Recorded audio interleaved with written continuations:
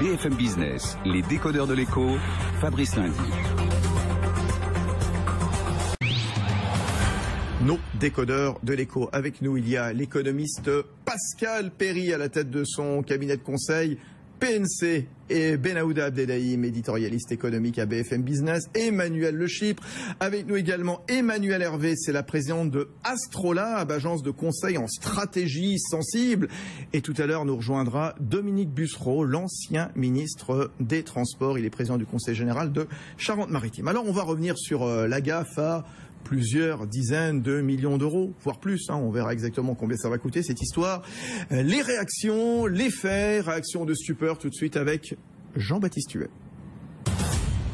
La SNCF a investi plus de 15 milliards d'euros pour renouveler ses TER vétustes. 2000 rames flambant neuves, signées Alstom et Bombardier, climatisation, vitres fumées, éclairage à LED, bref, tout pour apporter davantage de confort aux passagers.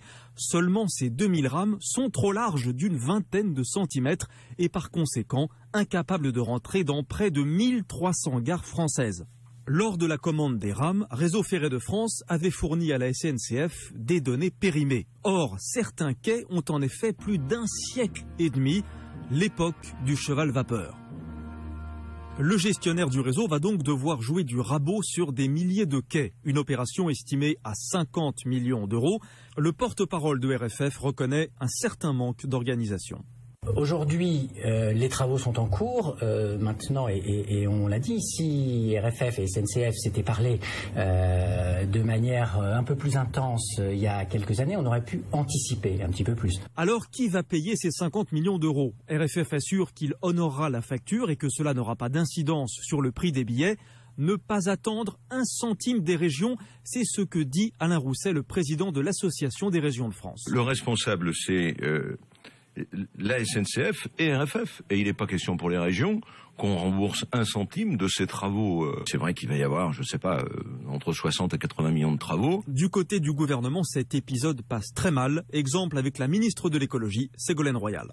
C'est consternant comment des décisions aussi décalées, aussi éloignées du terrain peuvent être prises. Il faudrait que les gens sortent de leur bureau et viennent nous voir dans les gares, viennent voir les usagers des trains, viennent se rendre compte de la réalité du terrain avant de prendre des décisions qui en plus coûtent très cher. Frédéric Cuvillier, le secrétaire d'État en charge des transports, a réclamé une enquête interne. Toute la journée, RFF et la SNCF ont été la cible des réseaux sociaux. Enfin, l'Assemblée nationale se saisit aussi du dossier. Guillaume Pépi, le patron de la SNCF, et Jacques Rapoport, celui de RFF, doivent être prochainement auditionnés. Par ailleurs, Valérie Rabault, le rapporteur du budget à l'Assemblée, réclame d'ores et déjà la démission de Guillaume Pépi.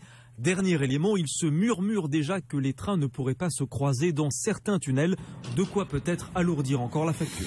Voilà donc les faits avec Jean-Baptiste Huet pour les décodeurs de l'écho sur BFM Business. Pascal. Emmanuelle Hervé, agence Astrolabe. Voilà, en fait, est-ce qu'il ne faut pas aussi se poser la question finalement de savoir, parce que finalement qui ne fait rien ne casse rien, enfin on est sur des métiers d'ingénieur, ce genre de choses arrive, avec la 380, certains aéroports n'avaient pas anticipé en fait l'allongement des pistes, etc.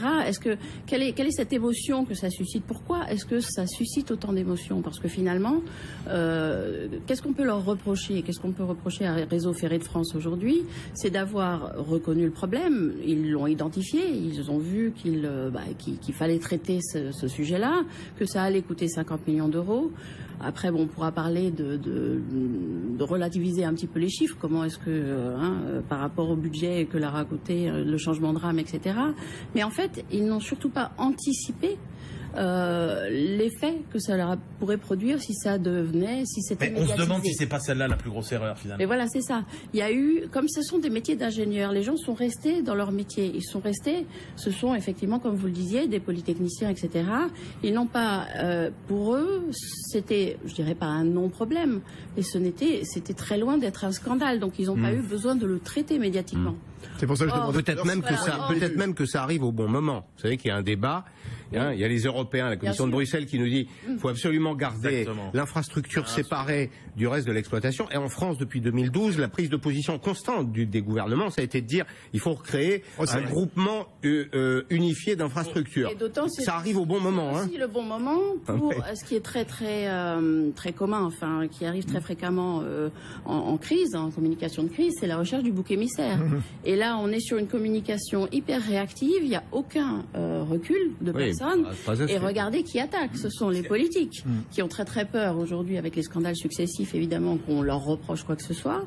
Donc ils attaquent, ils sont dans le réactif, etc. Et donc c'est la recherche du bouc émissaire. L'Europe a bon dos comme d'habitude, Pépi qui a très bien communiqué sur Bretigny, donc normalement la communication d'urgence il sait faire. Qui a bien géré sa boîte. Le métier de base de Pépi, à la limite, c'est même plus la communication que le chemin de fer. Hein. Oui, c'est d'abord l'exploitation du service. Et pardon, moi je ne suis pas connu pour être un immense défenseur de la SNCF, mais malgré Emmanuel Hervé, donc à la tête de l'agence Astrolabe, agence de conseil en stratégie sensible. La communication de M. Rapoport, dont on parlait tout de suite avec Dominique Busseron, ancien ministre, je le lis, il réfute la qualification de boulette.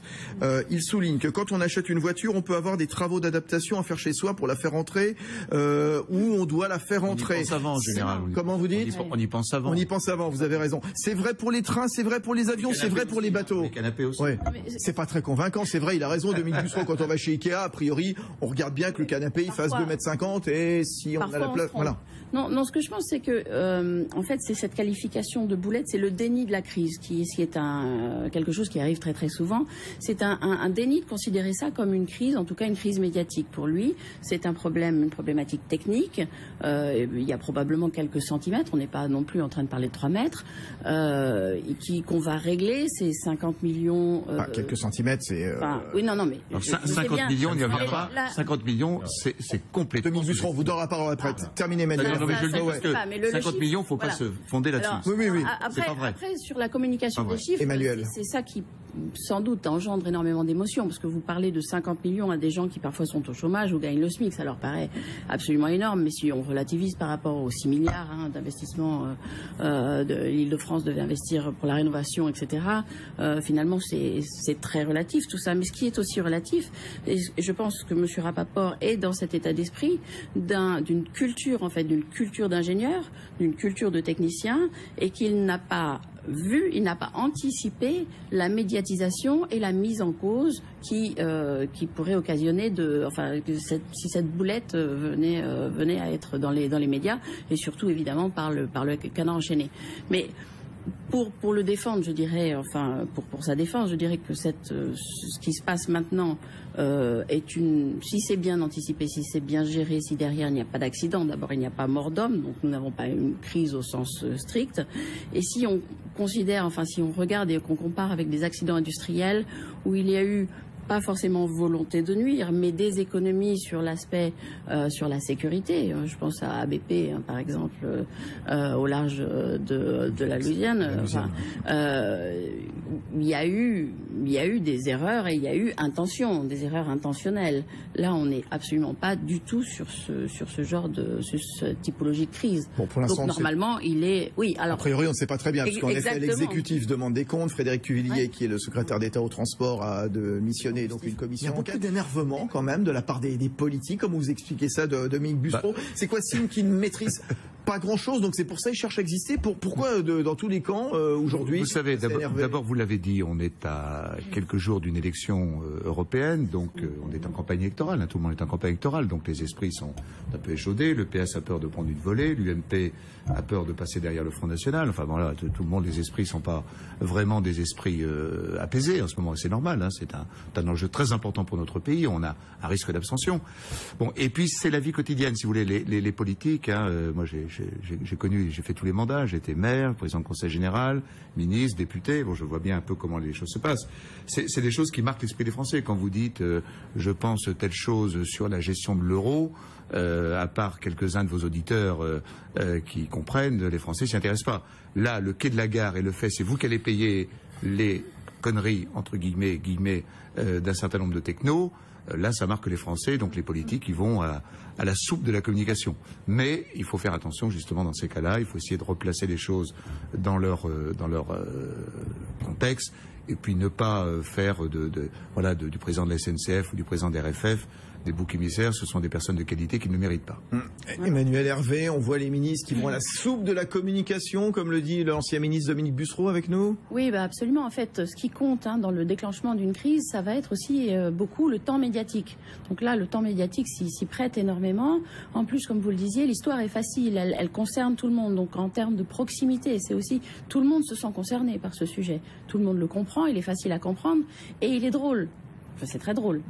Et plus c'est drôle, plus vous avez une crise. Regardez le Findus bashing, si vous vous en souvenez, ça a fait rire tout le monde. Finalement, c'était même pas, il a été le bouc émissaire idéal, c'était même pas sa faute.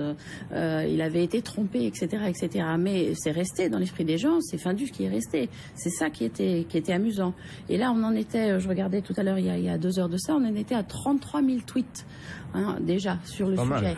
Et chacun y va de sa plus belle blague, de son petit schéma, de son petit film, etc.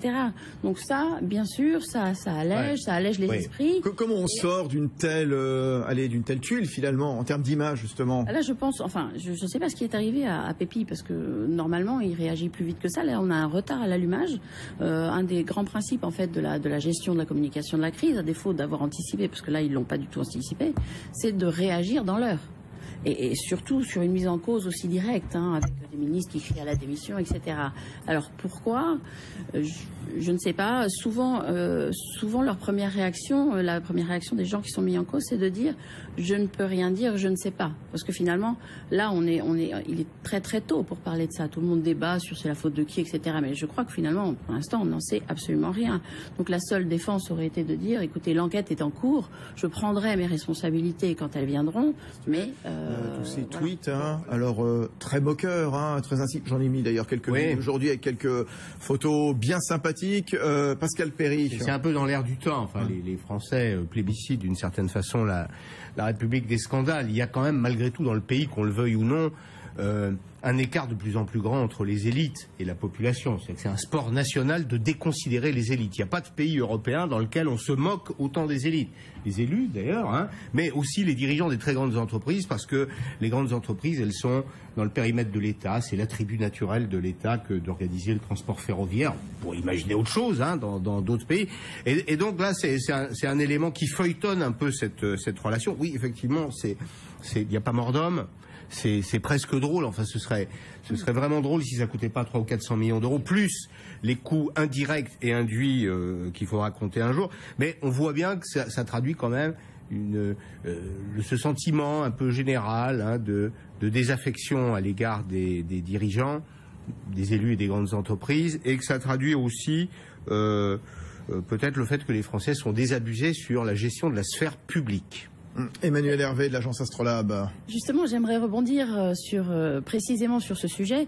Sciences Po mène une enquête régulièrement, d'autres entités aussi, mais cette année, l'enquête sur la confiance, en fait, qu'a menée Sciences Po était particulièrement probante là-dessus, puisque on a vu qu'il y a pratiquement moins d'un Français sur 4 qui fait confiance dans ce que disent les élus, les politiques, mais non seulement, mais aussi ce que dit le gouvernement et ce que disent les grandes entreprises, ce que disent les grandes institutions, ce que disent les agences gouvernementales.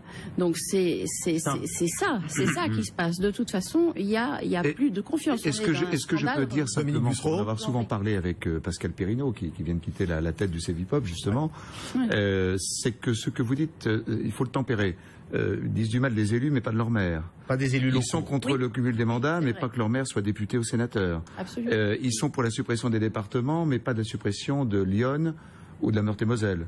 Voilà, donc c'est un peu les injonctions paradoxales. Ça. Ils n'aiment pas les entreprises, mais ils critiquent la SNCF. Mais ils sont bien contents quand ils prennent le train qu'il est à l'heure et que le contrôleur les salue parce qu'il les reconnaît et que les employés sont avec eux. Voyez, donc on garde évidemment une confiance dans son prochain, c'est-à-dire dans l'homme qui est à côté, s'il a été incarné. Mais dès qu'on est sur le conceptuel, dès qu'on est sur l'institution qui parle et qui prend la parole, là il y a plus aucune confiance. Vous avez peut-être vu l'étude de l'Institut Thomas More sur le sujet, qui parle des élus, de la confiance du peuple, etc.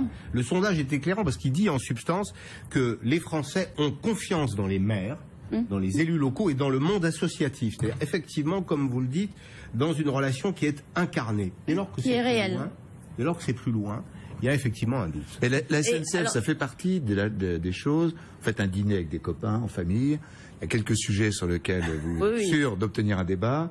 Les radars, le permis de conduire et la SNCF. Le retard des trains. Voilà, là-dessus, vous êtes sûr. S'il n'y a pas de conversation, vous êtes sûr de faire la soirée. La retraite des cheminots. Benaouda Abdelhaim, Benaouda, au mot de la fin, et ça sera fini. Bah écoutez, il faut que cette crise serve de leçon. Hein, et donc il faut éviter que le chemin de fer soit un enjeu politique. Et puis il faut baisser les coûts. Ils l'ont été aujourd'hui, hein. Oui, on l'a dit, et qu'il faut baisser les coûts du transport ferroviaire pour que, vous savez, il y a Louis Armand qui était un grand homme du ferroviaire et un grand homme également de la Seconde Guerre mondiale, a dit si le chemin de fer passe la fin du XXe siècle, il sera le mode de transport d'avenir du XXIe. Il l'a passé, il est un mode de transport d'avenir, il faut lui donner les moyens de s'épanouir. Voilà, vous pourrez revoir évidemment Dominique Busseron, ancien ministre des Transports, actuel président du Conseil général de Charente-Maritime, l'économiste Pascal Perry à la tête de son cabinet PNC, Benaouda Abdelhaim à qui je dis rendez-vous demain soir à 19h. On parlera d'Europe bien sûr à quelques jours du scrutin. Bonne soirée Emmanuel Le Chypre.